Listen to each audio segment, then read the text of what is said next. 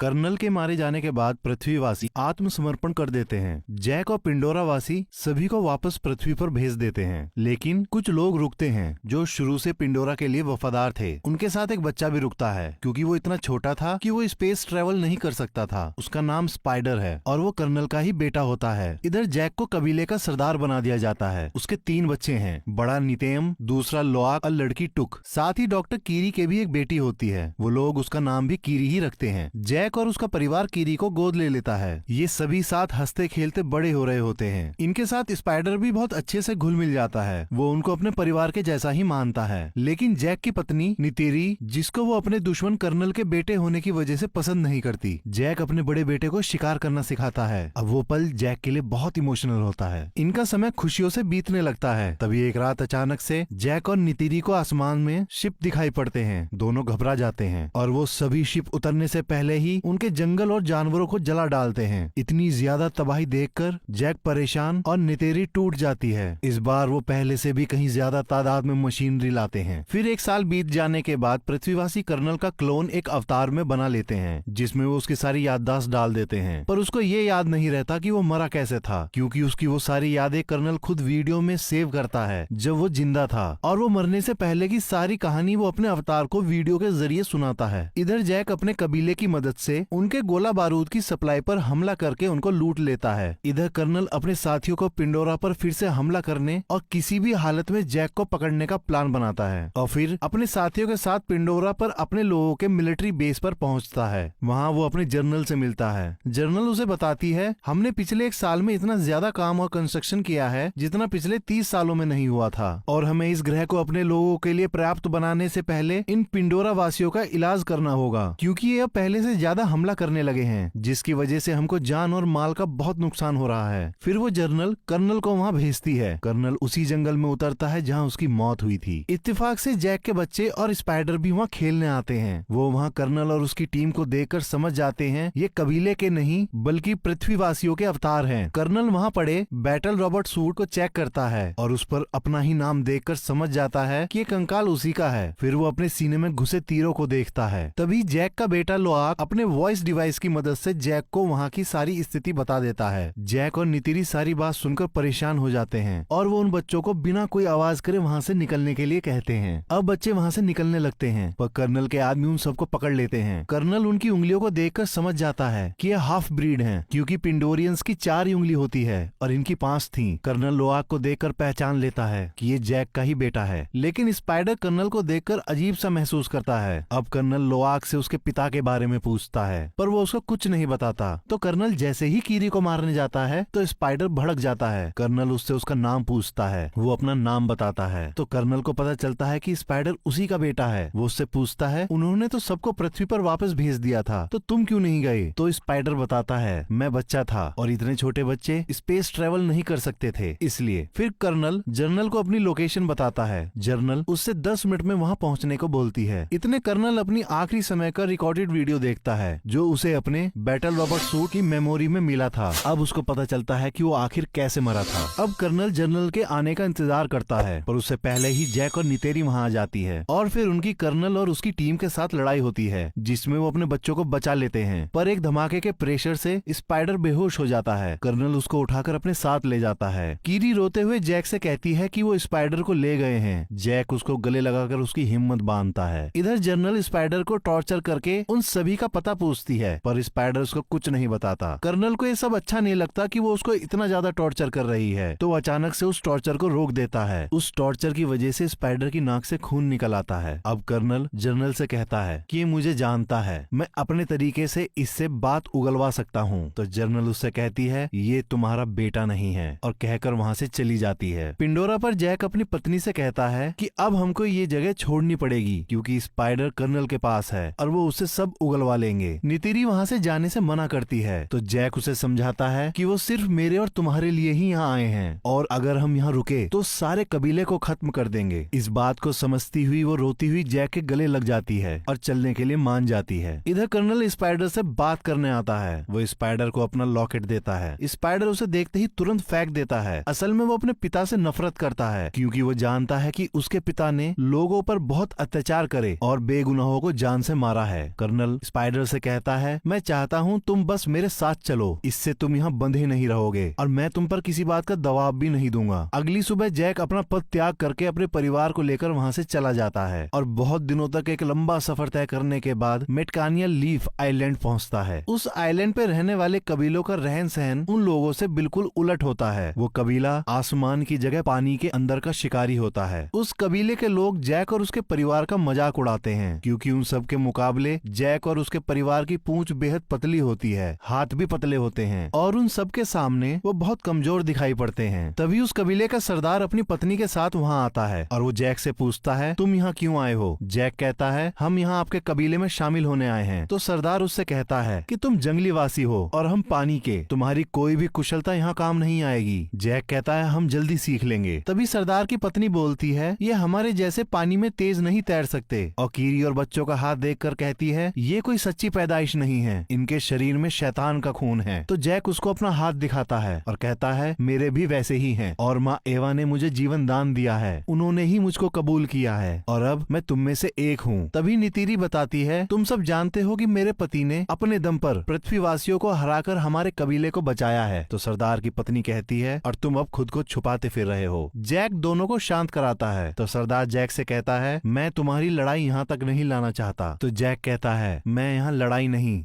बल्कि अपने परिवार को सुरक्षित रखने के लिए यहाँ आया हूँ। सरदार उनको वहाँ रहने की इजाजत दे देता है और अपने लोगों से कहता है, इनको भी अपने भाई और बहनों के जैसा समझो, इनको एक बच्चे के जैसा समझकर हमारे सारे तौर तरीके सिखाओ, इन्हें तैरना सिखाओ जिससे ये अपने आप को बेकार न समझे। और फिर अपने बेटे और बेटी को उनकी जगह दिखाने को कहता है। अगले दिन सरदार के बच्चे जैक के बच्चों को पानी के अंदर ले जाते हैं और वो देखते हैं कि वो ज्यादा समय पानी के अंदर नहीं रुक पा रहे। वो उनकी तैरने में उनकी बहुत मदद करते हैं और उन्हें सारे तरीके बताते हैं। उसके बाद वो अपने पानी के जीवों को बुलाकर उनसे लोआक का बंधन करवाते हैं और उसको राइड करना सिखाते हैं। कबीले का सरदार वो सारी ही बातें जैक को भी सिखाता है। सरदार की लड़की ओआक को सांस खींचना और देर तक रोकना सिखाती है। जैक के बच्चे पानी के अंदर बहुत मजा करते हैं, उन्हें एक नई दुनिया दिखाई देती है। कीरी उन सबको महसूस करती है। इधर कर्नल स्पाइडर को लेकर पिंडोरा की सबसे ऊंची पहाड़ी पर पहुंचकर अपने लिए एक बेंजिस को चुनकर उससे अपना बंधन जोड़ने की कोशिश करता है, लेकिन उनकी लड़ाई में बेंजिस उसको लेकर पहाड़ी से कूद जाता है। तो सबको लगता है कर्नल मर गए और वो वहाँ से वापस जाने लगते हैं, लेकिन तभी कर्नल बेंजिस की सवारी करता हुआ वहाँ आ जाता है। वो उससे बंधन जोड़ लेता है। इधर सरदार के लड़के कीरी को छेड़ रहे होते हैं। तभी नितेम और लोआक वहाँ आकर उन लड़कों को बहुत मारते हैं। कीरी ये देखकर बहुत हंसती है। फिर जैक अपने लड़कों को अपनी जगह पर लाकर बहुत डांटता है और लोआक को भेजकर उन सभी से माफी मांगने को कहता है। फिर वो नित्यम से पूछता है, क्या तुमने उन सबको बहुत मारा? वो कहता है, हाँ। ये बात सुनकर जैक उससे कहता है, ये अच्छी बात है। नित्यम उनका जवाब सुनकर मुस्कुराता है और वहाँ से चला जाता है। लोआक उन लड़कों के पास जाकर उनसे माफी मांगता है। वो लोआक को माफ करके अपने साथ गहरे समुद्र में शिकार करने को कहते हैं। लोआक उनकी बात मानकर उनके साथ चल पड़ता है। वो थ्री ब्रदर पहाड़ी पर पहुंचकर लोआक से एक आवाज निकालने को कहते हैं। लोआक वैसे ही करता है, पर वो उसको चुपचाप वहाँ छोड़कर वापस चले जाते हैं। असल में वो एरिया एक व्हेल मछली के जैसे दिखने वाले टुलकुन जीवों का होता है और एक जीव लोआक को मारने के लिए पागलों की तरह उसके पीछे पड़ जाता है। लोआक अपने को जैसे तैसे उससे बचाने की पूरी कोशिश करता है। बहुत देर पानी में रहने की वजह से लोआक की सांसें खत्म होने लगती हैं। अब वो वहाँ से बाहर निकलकर सतह पर आने की कोशिश करता है, लेकिन टुलकुन उसको देख लेता है और अब उस पर उसे मारने के लिए हमला करता है। और जैसे ही उसके नजदीक आता है तभी एक और टुलकुन उल्टा उस पर ही हमला कर देता है। पर इतने में लोआक अपनी सांसें टूटने की वजह से पानी में डूबने लगता है। पर कुछ देर बाद जब उसकी आंखें खुलती है तो देखता है कि उस टुलकुन ने उसकी जान बचा ली है। वो उसे सतह पे ले आया था। इसके बदले वो टुलकुन के पंख में फंसे बड़े से लोहे के कांटे को निकाल देता है। अब दोनों में दोस्ती हो जाती है और फिर दोनों पानी में बहुत देर तक एक साथ तैरते हैं। कुछ देर बाद लोआक उसके दूसरे कटे हुए पंख को देखकर उससे इशारे में पूछता है कि ये कैसे हुआ, पर टुलकुन उसको कोई जवाब नहीं देता। इधर कीरी जैक को बताती है कि मुझको माँ एवा के दिल की धड़कन सुनाई देती है, क्या मैं पागल हो गई हूँ? जैक उसे समझाता है। तभी नित्यम सरदार के लड़के को लाता है और दिन भर की सारी बात बता देता है। अब वो लोग लोआक को ढूंढने निकलने ही वाले होते हैं। तभी लोआक टुलकुन को वापस भेजकर घर आ जाता है और सारी गलती अपनी बताकर सरदार के लड़के को मार खाने से बचा लेता है, जिसकी वजह से उन दोनों में बहुत अच्छी दोस्ती हो जाती है। अगले दिन वो सरदार के बच्चों को सारी बात बता देता है और उनसे उसके कटे हुए पंख का भी जिक्र करता है। सरदार की लड़की समझ जाती है और कहती है कि उसका नाम पायकन है और उसको उसको उसके परिवार ने बेदखल कर रखा है, क्योंकि सभी बताते हैं कि वो खूनी है। उसने हमारे कबीले और अपने साथी टुलकुन को भी मारा है। लेकिन लोआक उनकी बात नहीं मानता और कहता है वो मेरा दोस्त है, और वहाँ से कहकर चला जाता है। अगले दिन सरदार की लड़की उनको अपने पुरखों के मंदिर को दिखाती है, फिर अपने कबीले के जीवनदायिनी पेड़ को दिखाती है जो पानी के अंदर होता है। कीरी उससे अपना बंधन करती है तो उसे अपनी माँ दिखाई देती है। वो उससे गले लग के रोने लगती है और पूछती है मैं सबसे अलग क्यों हूँ और माँ एवा मुझसे क्या चाहती हैं? मेरे पिता कौन हैं? तभी अचानक कीरी को दौरा पड़ जाता है। वो बच्चे उसको वापस ले आते हैं। जैक उसके इलाज के लिए अपने दोस्तों को बुलाता है पर उनसे कुछ नहीं होता, तो सरदार की पत्नी उसका इलाज करके उसे ठीक करती है। तभी कर्नल के साथी उसको बताते हैं कि रेडार पर एक शिप देखा गया है और ये शिप वही था जिससे जैक के दोस्त कीरी को ठीक करने आए थे। कर्नल को एक लोकेशन मिल गई थी। अब कर्नल एक शिकारी शिप के कैप्टन और उसके क्रू के साथ मैटकाइना रीफ के लिए निकल पड़ता है। इधर रीफ में सारे टुलकुन अपना चक्र पूरा करके वापस आते हैं। कबीले वाले उनके आने से बहुत खुश होते हैं। असल में कबीले वाले उनको अपने भाई और बहन ही मानते हैं। टुलकुन की सरदार अपने बच्चे को रोनाल को दिखाती है। वो बहुत खुश होती है और कहती है उसका बच्चा भी जन्म लेने वाला है। इधर कर्नल उसके सबसे नजदीकी कबीले पहुंच जाता है और जैक के बारे में पूछता है, पर वो लोग कुछ नहीं जानते तो वो कुछ नहीं बता पाते। वो गुस्से में उनके घरों को जला देता है और वहाँ से दूसरे कबीले के लिए निकल जाता है। जैक को सरदार पड़ोसी कबीले की जानकारी देता है और कहता है वो तुमको ढूंढ रहे हैं। नितेरी जैक से कहती है हम कब तक भागते रहेंगे? हमको अगर चैन की सांस लेनी है तो हमें उसे मारना पड़ेगा। इतनी मेहनत करने के बाद भी कर्नल को कुछ पता नहीं चलता तो अपना प्लान बदल देता है और जो उस शिप का कप्तान चाहता था कि वो टुलकुन का शिकार करे वो उसे इजाजत दे देता है। अब लोआक पाइकन के पास पहुंचता है और उससे कहता है मैं तुम पर भरोसा करता हूँ, तुम भी मुझ पर भरोसा करो और तुम्हारे साथ क्या हुआ था वो मुझे बताओ। और उसको ऐसा करते हुए उसके साथी देख लेते हैं। पाइकन अपना मुंह खोलता है। लोआक अंदर जाकर अपना बंधन जोड़ता है जिससे उसको सब पता चल जाता है कि उसने सिर्फ अपने साथियों और कबीले वालों को बचाने की कोशिश करी थी। उसमें उसकी कोई गलती नहीं थी और उसने किसी को नहीं मारा। अब उस कबीले के सरदार को पता चलता है कि लोआक पाइकन के पास गया था, जिसकी वजह से वो उसको डांट लगाता है और बताता है टुलकुन पहले खूनी दरिंदे हुआ करते थे और बहुत ज्यादा मार काट करने के बाद उन्होंने दरिंदगी त्याग दी और शांति को ही अपने जीवन का मूल आधार बनाया। पर पाइकन ने उनके नियम तोड़कर वापस दरिंदगी दिखाई तो उसको बरादरी से बेदखल कर दिया। लोआक उसको सच बताने लगता है पर जैक उसको बोलने नहीं देता। इधर कर्नल की टीम टुलकुन की सरदार पर ही ट्रैकर लगा देती है क्योंकि वो अपने बच्चे की वजह से तेज नहीं तैर सकती थी। अब वो सारे शिकारी, अब वो कैप्टन बड़ी बेरहमी के साथ उसको घेर कर मार देता है और अपने शिप पर लाकर उसके दिमाग में ड्रिल करके पीले कलर का सारा तरल निकाल लेता है और वो बताता है कि ये तरल सबसे कीमती है और इतने से तरल की कीमत 660 करोड़ रुपए है और इसी के पैसों की वजह से ही कर्नल तुम अपना काम कर पा रहे हो। इधर कबीले वाले टुलकुन की लाश के पास पहुंचते हैं। सरदार की पत्नी उसको देखकर बहुत रोती है और बताती है कि ये मेरी आत्म बहन थी और इसने न जाने कितनी साइकिल पूरी करने के बाद अपने बच्चे को पाया था और वो वापस आकर लड़ाई का ऐलान करती है। लेकिन जैक उनको समझाता है कि अगर तुम उनसे लड़े तो वो तुम्हारा सब कुछ खत्म कर देंगे, उनको भी जिनको तुम प्यार करते हो। और उन्हें ट्रैकर को दिखाकर कहता है हमको टुलकुन की जिंदगी बचानी है तो ऐसा कुछ भी उन पर दिखाई दे तो मुझको बताओ, मैं इन ट्रैकर्स को बंद कर सकता हूँ जिसकी वजह से उनकी जान बच सकती है। और ये बात सभी टुलकुन तक पहुँचाने को कहता है। सब मान जाते हैं। फिर जैक चुपके से नितिरी को बताता है कि वो टुलकुन का नहीं बल्कि हमारा शिकार करना चाहते हैं। अब लोआक पाइकन के पास उसको सावधान करने के लिए निकल पड़ता है क्योंकि वो जानता था कि उसे कोई नहीं बताएगा। लेकिन सारे बच्चे उसे रोकने की कोशिश करते हैं पर वो वहाँ से निकल जाता है तो भी सारे बच्चे उसका पीछा करते हैं। इधर कप्तान दूसरे शिकार की तैयारी करता है। लोआक पाइकन के पास पहुँचता है। वो पाइकन पर ट्रैकर देखकर घबरा जाता है और उस ट्रैकर को निकालने की कोशिश करता है। तभी सामने से शिकारी जहाज को देखकर वो घबरा जाता है। अब सब बच्चे वहाँ पहुंचकर उस ट्रैकर को निकालने की बहुत कोशिश करते हैं पर वो उनसे भी नहीं निकलता।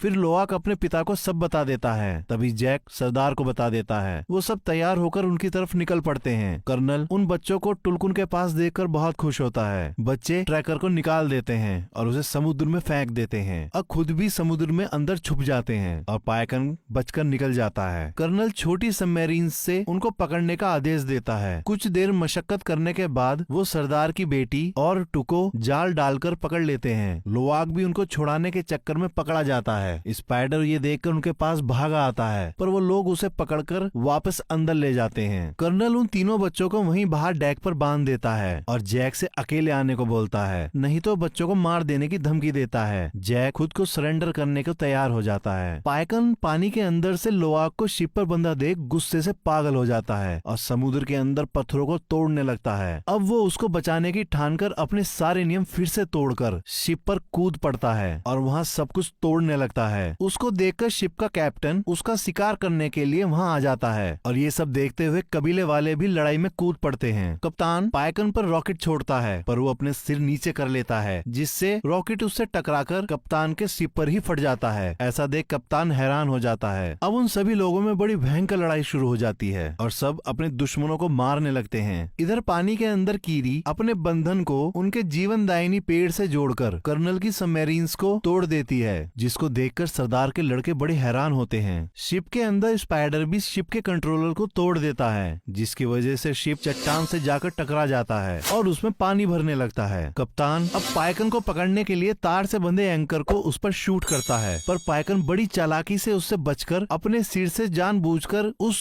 तार को बांधकर पूरी ताकत लगाकर उस बोट को खींचने लगता है। कप्तान बड़ी मुश्किल से उससे पीछा छुड़वाता है पर फिर से उस पर हमला करने की तैयारी करता है। तभी पाइकन उसकी बोट के ऊपर से कूदकर उस तार से कैप्टन के हाथ को ही बांध देता है और एक झटका देकर उसका हाथ ही अलग कर देता है, जैसे कप्तान ने कभी उसका पंख काटा था। कप्तान के मरते ही उसका क्रू लड़ाई रोक देता है और वहाँ से जाने लगता है। अब कीरी जैसे ही सतह पर आती है, कर्नल उसे पकड़कर शिप के डेक पर ले आता है और उसको वहीं बांध देता है। टुक उसको देख लेती है तो सरदार की लड़की के साथ उसे बचाने शिप पर वापस चली जाती है, लेकिन वो टुक को भी पकड़ लेते हैं। शिप के दूसरी तरफ कर्नल नेतियम को भागते हुए गोली मार देता है। बच्चे बड़ी मुश्किल से उसे टापू पर ले आते हैं पर वो बच नहीं पाता। नितेरी उसको मरा देख पागलों के जैसे चीखने लगती है और बहुत रोती है। तभी कर्नल जैक के वॉइस डिवाइस पर बात करता हुआ उसे बताता है कि उसकी छोटी बेटी उसके पास है। तो जैक नितेरी को संभलने को बोलता है और कहता है हमें अपनी बेटी को बचाना है। नितेरी अपना धनुष उठाकर अपने बेंजिस पर बैठकर शिप की तरफ उड़ जाती है। जैक वहाँ शिप पर चुपचाप पहुंचकर धमाका कर देता है, जिससे वहाँ आग लग जाती है। नितेरी वहाँ पहुंचकर बहुतों को मार डालती है। उसका रौद्र रूप देखकर स्पाइडर भी डर के मारे छुप जाता है। इधर जैक चुपके से टुक को छुड़ा लेता है पर कर्नल कीरी के गले पर चाकू रखकर उसके सामने आता है और कहता है तुम नहीं चाहोगे कि आज तुम्हारी एक औलाद और मर जाए। कर्नल उससे हथियार रखवा देता है। स्पाइडर कर्नल को ऐसा करने से रोकता है पर वो नहीं मानता। तभी नितेरी स्पाइडर के गले पर चाकू लगाकर कीरी को छोड़ने को बोलती है, पर कर्नल उसको ऐसा दिखाता है जैसे उस पर इस बात का कोई फर्क ही नहीं पड़ा। तभी नितेरी कर्नल से कहती है लड़के के बदले लड़का, और स्पाइडर की छाती पर चाकू मार देती है। कर्नल तुरंत कीरी को छोड़ देता है। अब वो सब वापस जाने लगते हैं पर कर्नल कहता है मैं अभी भी नहीं रुकूंगा और वापस आऊंगा और तुम अपने पूरे परिवार के साथ सारी जिंदगी डर में जियोगे। इतना सुनते ही जैक उस पर हमला कर देता है। इधर पानी के अंदर नितेरी और उसके बच्चों को आग घेर लेती है तो वापस शिप पर चढ़कर उसके दूसरी तरफ से निकलने की कोशिश करती है। तभी पानी का बहाव टूक को शिप के अंदर ले जाता है। नितेरी उसके पीछे कूद जाती है। शिप डूबने लगता है और पलट जाता है। स्पाइडर और कीरी ऊपर आ जाते हैं। इधर पानी के अंदर जैक लड़ते लड़ते कर्नल का गला घोटकर उसे बेहोश कर देता है। उसको लगता है कि कर्नल मर गया, लेकिन खुद भी पानी में सांसें टूटने की वजह से डूबने लगता है। तभी लोआक जैक को बड़ी मुश्किलों से एक चैम्बर में लेके आता है, जिससे जैक को सांस आ जाती है। इधर टुक और नितेरी भी एक जगह आके फंस जाते हैं और जहाज पूरी तरह अंधेरे में डूब जाता है। फिर कीरी वहाँ रोशनी देने वाली अनेक मछलियों को बुला लेती है और वो उनको पूरे जहाज में भेज देती है। वो टुक और नितेरी को बाहर निकाल लेती है। इधर लोआक पाइकन की मदद से जैक को भी बाहर निकाल लेता है। अब पाइकन उन सबको अपने पंख पर बैठाकर टापू पर छोड़ देता है। स्पाइडर भी कर्नल को बाहर निकाल लेता है। वो जिंदा होता है। वहाँ उसका बेंजिस आ जाता है। कर्नल स्पाइडर को साथ चलने के लिए बोलता है, पर स्पाइडर उसे वहाँ चिढ़ाकर वापस जैक और उसके परिवार के पास आ जाता है। तो कर्नल अपने बेंजिस पर बैठकर वहाँ से उड़ जाता है। अब सब कबीले वाले नेत्यम को आखिरी विदाई देते हैं। उस समय जैक को वो पल याद आता है जब उसने नेत्यम के जन्म पर अपने हाथों में उसे लेकर उसका नामकरण किया था और अब वो उसको पानी के उस अंतहीन गहराई में दफन होते देख रहा था। उसका दिल टूट गया था। वो वापस आकर सरदार से कहता है हम कल चले जाएंगे। तो सरदार कहता है तुम्हारा बेटा अब हमारे देवताओं के पास है और तुम भी अब पानी के आदमी हो चुके हो, तो तुम हमारे कबीले का ही हिस्सा हो। फिर जैक और नितेरी उनके जीवनदायिनी पेड़ से अपना बंधन बांधते हैं। तभी जैक को वो समय दिखाई देता है जब नेतियम ने पहली बार शिकार किया था और वो बहुत खुश थे। नितेरी उनको देखकर खुश होती है। नितेयम सच में अब उनके देवताओं के पास था। वो उसका स्वर्ग था। था, वहाँ उसकी दुनिया में उसका परिवार उसके साथ था और कहानी यहीं खत्म हो जाती है।